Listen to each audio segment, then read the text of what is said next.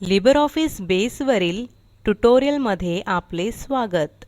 आपण शिकणार आहोत एसक्यूएल व्ह्यू मध्ये सिंपल क्वेरीज बनवणे, सिंपल एसक्यूएल लिहिणे, सिलेक्ट फ्रॉम आणि व्हेअर ह्या क्लॉसेसचा वापर, फील्ड्स आणि टेबल्सच्या नावांसाठी अपर, लोअर किंवा मिक्स्ड केसेस निवडणे. एसक्यूएल मध्ये बेसच्या सहाय्याने क्वेरीज बनवण्यापूर्वी लिब्रिऑफिस बेस बद्दल बोलू. बेस हे HSQL डेटाबेस इंजिन वर चालते. हे मुक्त डेटाबेस इंजिन सॉफ्टवेअर असून ते जावा मध्ये लिहिले आहे. HSQL DB च्या अधिक माहितीसाठी http://hsqldb.org वर जा. आता एसक्यूएल बद्दल जाणून घेऊ. एसक्यूएल म्हणजे structured query language, database access आणि मॅनिप्युलेट करण्यासाठी वापरली जाणारी स्टँडर्ड लँग्वेज. ही आंतरराष्ट्रीय ANSI स्टँडर्डद्वारे मान्यताप्राप्त आहे. त्यामुळे हिचा वापर अनेक डेटाबेस मॅनेजमेंट सिस्टम्स म्हणजेच DBMS मध्ये होतो. LibreOffice base, MySQL, Microsoft SQL server, Microsoft access, Oracle आणि DB2 ही त्याची काही उदाहरणे. एसक्यूएल चा सर्वसामान्य वापर म्हणजे डेटाबेसमधून डेटा रिट्राईव्ह करणे. ह्यालाच डेटाबेस क्वेरी करणे म्हणतात. एसक्यूएल चा वापर डेटाबेसमध्ये डेटा इन्सर्ट, अपडेट किंवा डिलीट करणे ह्यासाठीही होतो. बेसद्वारे हे सर्व आपण मागील पाठांमध्ये केले आहे. हे यूजर फ्रेंडली विझार्ड्स आणि डिझाइनिंग विंडोजद्वारे केले होते. पण एसक्यूएल ही लँग्वेज आपल्याला क्वेरी लिहिताना जास्त फ्लेक्सिबिलिटी आणि पॉवर देते. एसक्यूएल चा उपयोग आपण डेटा बदलण्याशिवाय डेटाबेस आणि टेबल स्ट्रक्चर बदलण्यासाठीही करू शकतो.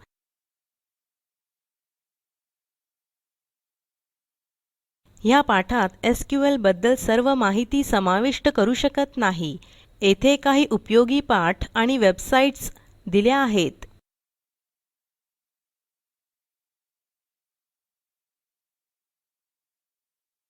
HSQL DB चे स्वतःचे यूजर गाइड आहे. ते ऑनलाइन किंवा PDF फाईल म्हणून कॉम्प्युटरवर डाउनलोड व सेव्ह करू शकतो.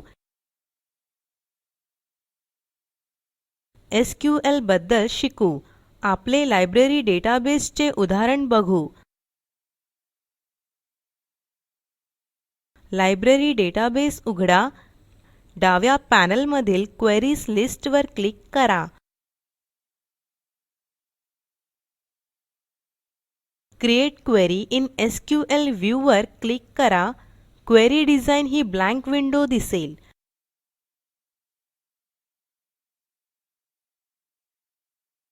येथे एसक्यूएल मध्ये क्वेरीज टाइप करणार आहोत. आता पहिली सिंपल क्वेरी लिहू. आपल्याला लायब्ररीतील सर्व पुस्तकांची माहिती मिळवायची आहे. त्यासाठी सिलेक्ट कीवर्डचा वापर करावा लागेल. आपण अशी क्वेरी लिहू. Select ** from books. येथे बुक्स हे टेबल नेम आहे. बुक्स मधील B कॅपिटल आहे. आपण आधी तयार केलेली टेबल आणि कॉलम नेम्स जशीच्या तशी वापरू. ** हे वाइल्ड कार्ड आहे. ह्याचा येथील अर्थ बुक्स टेबल मधील सर्व फील्ड्स किंवा कॉलम्स असा होतो. आता हे कार्यान्वित करू. एडिट मेनूतील रन क्वेरी वर क्लिक करा. बुक्सच्या रेकॉर्ड्सची सूची टॉप पॅनेलमध्ये दिसेल. आपण लिहिलेली कुठलीही क्वेरी तिला नाव देऊन सेव्ह करू शकतो. ही पहिली सिंपल क्वेरी आहे. काही सूचना HSQLDB हे डेटाबेस ऑब्जेक्ट नेम्स साठी केस सेन्सिटिव्ह आहे, जसे की टेबल्स आणि कॉलम नेम्स. म्हणजेच बी कॅपिटल असलेले बुक्स हे टेबलचे नाव बी स्मॉल असलेले बुक्स सारखे नाही. सोयीसाठी आपण सर्व अपर केसेस किंवा लोअर केसेस वापरू शकतो. उदाहरणार्थ कॅपिटल लेटर्स मध्ये बुक्स किंवा स्मॉल मध्ये मेंबर्स. पण मिक्स्ड केसेस वापरणे हे वाचायला आणि समजण्यास सोपे होते. उदाहरणार्थ बी आणि आय ही कॅपिटल लेटर्स असलेले बुक्स इश्यूड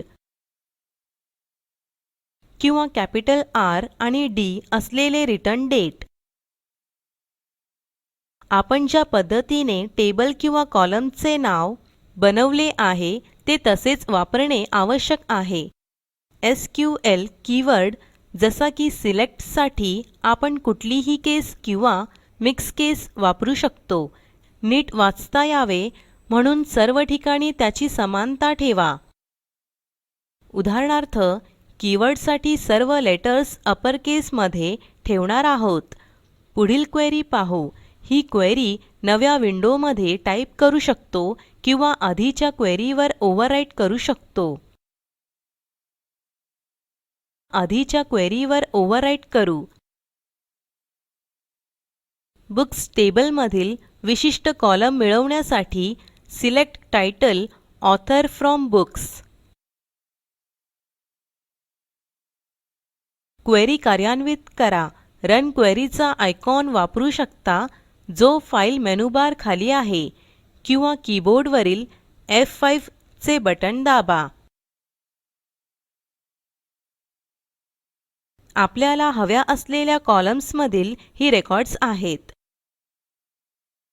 आता पुढे जाऊ. आता क्वेरी मध्ये कंडिशन्स किंवा क्रायटेरिया समाविष्ट करू.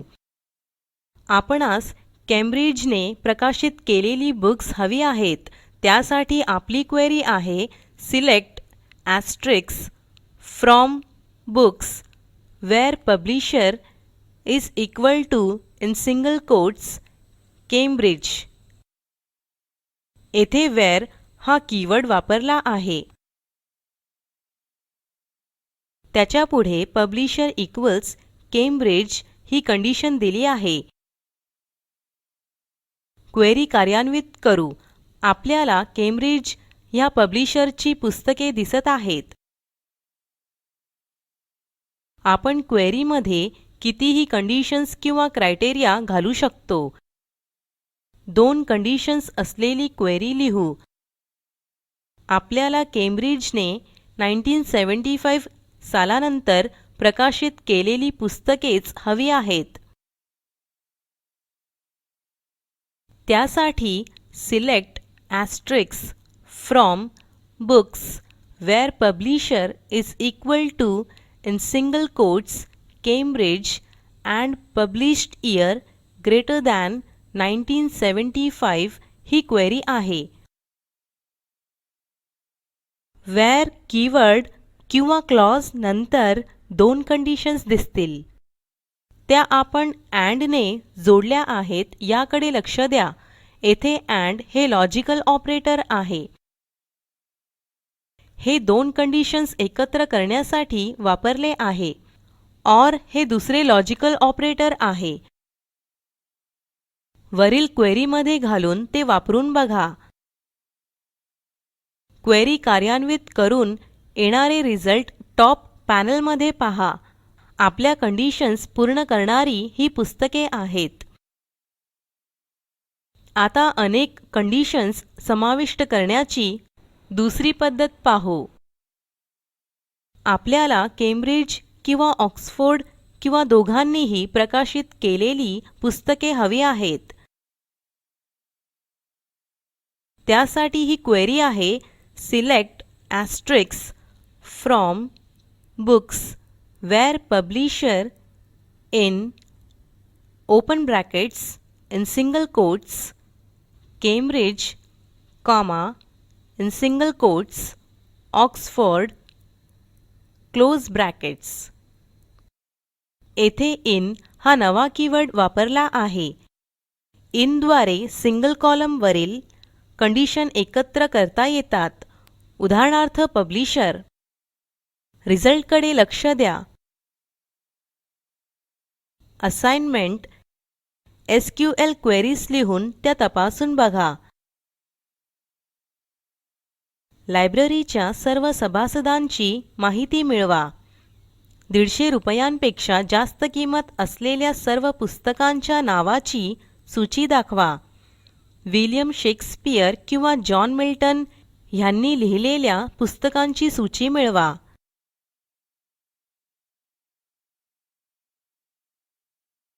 SQL बद्दल अधिक माहिती पुढील पाठात पाहू.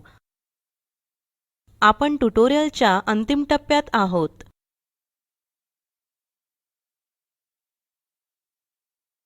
आपण शिकलो SQL व्ह्यू मध्ये सिंपल क्वेरी बनवणे, सिंपल SQL लिहिणे, सिलेक्ट फ्रॉम आणि व्हेअर ह्या क्लॉसेसचा वापर, फील्ड्स आणि टेबल्सच्या नावांसाठी अपर, लोअर किंवा मिक्स्ड केसेस निवडणे. स्पोकन ट्युटोरियल प्रोजेक्ट हे टॉक टू टीचर या प्रोजेक्टचा भाग आहे. यासाठी अर्थसहाय्य दि national mission on education through ICT MHRD government of India यांच्याकडून मिळालेले आहे. ह्या प्रोजेक्टचे आयोजन स्पोकन ट्युटोरियल टीम ने केले आहे. यासंबंधी माहिती पुढील साईटवर उपलब्ध आहे. ह्या ट्युटोरियलचे भाषांतर मनाली रानडे यांनी केले असून मी रंजना भांबळे आपला निरोप घेते. सहभागासाठी धन्यवाद.